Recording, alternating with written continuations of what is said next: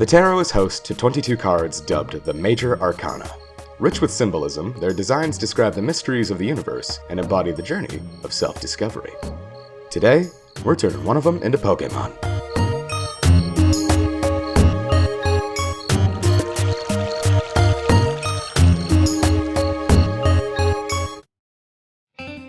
Welcome to the Arcana series. I'm Rob.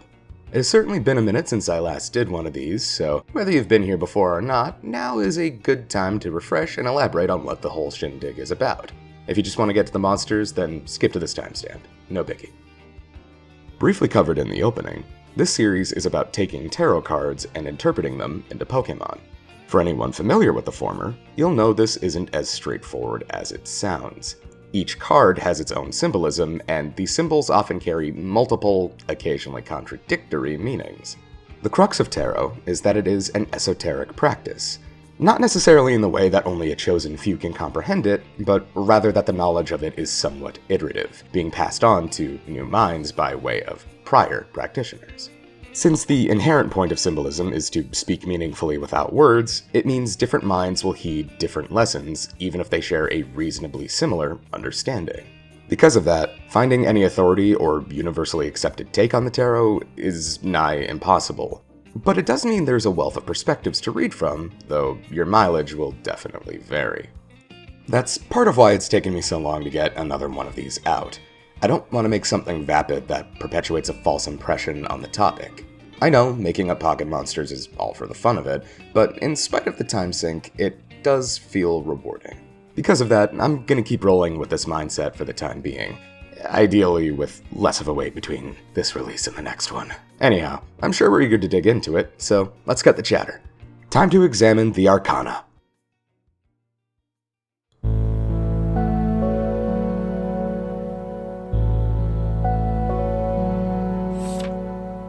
Two figures stand beneath an angelic presence, their bodies bared to each other in full. The landscape is a paradise, verdant and fertile, and the angel a guiding force, arms spread and casting blessings upon the humans below. Behind each human stands a tree.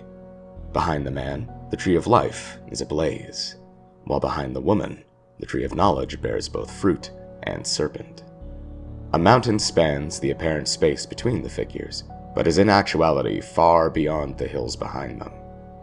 The man's gaze is fixated on the woman, the recipient of his desire. Meanwhile, still facing the man, the woman turns her gaze skyward to the heavens, pondering the consequences of the choice set before her.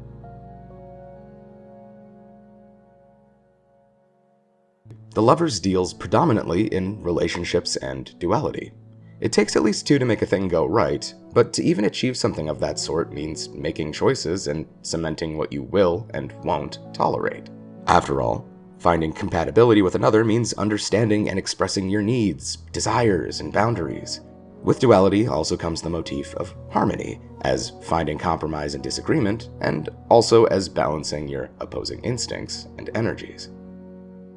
With our themes in hand, we turn to visuals. We're going to riff off of the snake present in the Rider-Waite version of the card. In this case, the presence of the serpent is one of the many blatant references to the biblical Garden of Eden, wherein the creature was responsible for the expulsion of Adam and Eve from paradise. Indeed, across many cultures, snakes have been vilified as treacherous sowers of deceit and, on occasion, as the temptation of evil itself.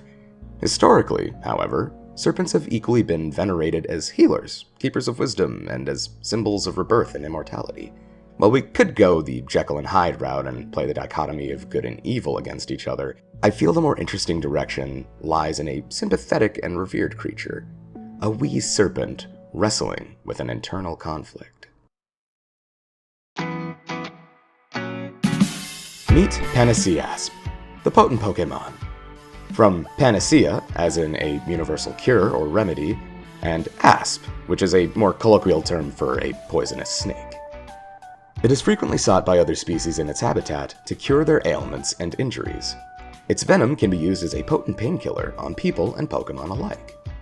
The poison in its body has numbed its senses and left it unable to slither properly. From the moment it hatches, it relies on a cane for mobility. If you're familiar with symbols of medicine, then this Pokemon silhouette should be pretty blatant. The rod of Asclepius has been around since Greek antiquity and is, to this day, still used as the proper and predominant symbol of healthcare and physicians. I feel the grass poison typing is solidly emblematic of medicine as a concept. The dose makes the poison, as the saying goes, and it serves us perfectly for that prior inner conflict, what with grass being associated with healing and growth, while poison often takes the form of sickness and death.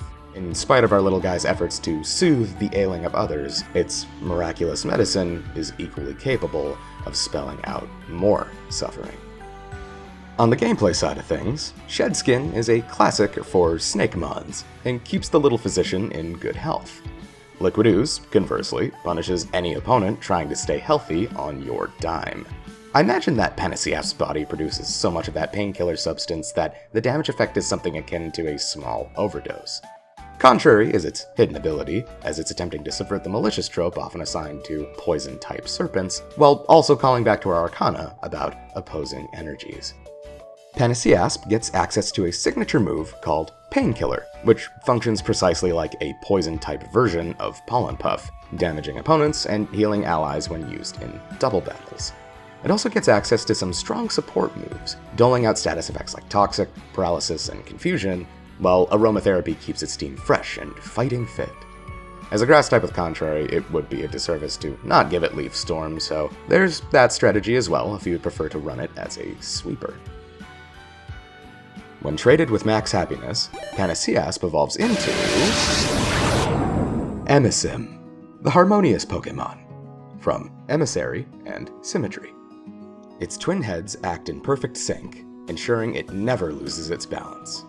It has a great distaste for conflict and will pacify aggressors with its Quicksilver-like venom. It is particularly choosy about its environment and resides exclusively in habitats lush with vegetation. Using its crook to gauge the quality of soil, it won't settle until it finds the perfect spot to make its nest. Your Rod of Asclepius has become a full-blown caduceus.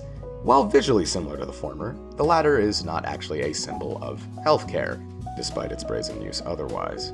It does, however, continue our medicinal motif, as it is claimed in myth to return the dead to life and bring a gentle repose to the dying.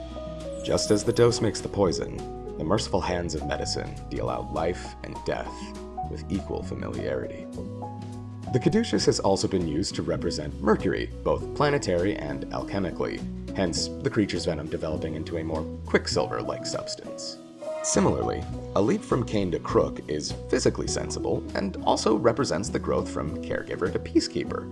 A Cain is there for support and recovery, while Crooks and Croziers are associated with tending and leading one's flock. Ability-wise, since the caduceus has often served as a symbol of negotiation, reciprocity, and exchange, Emisim replaces the ability Shed Skin with Synchronize.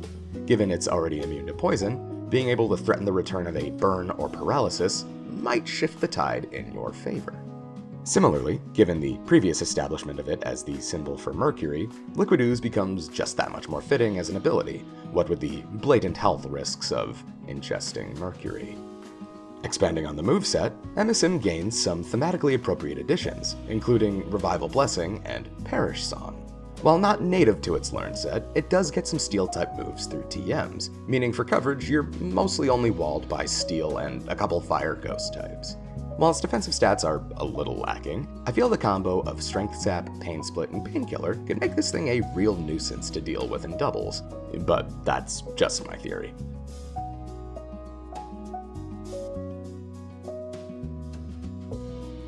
But what do you think? As always, I welcome any comments and feedback you're willing to share, and if you want to see more Fakemon takes on the tarot, check out my previous videos, and let me know which arcana you'd like me to tackle next. Big shoutouts to Starlith for being a $10 patron. Your support is much appreciated.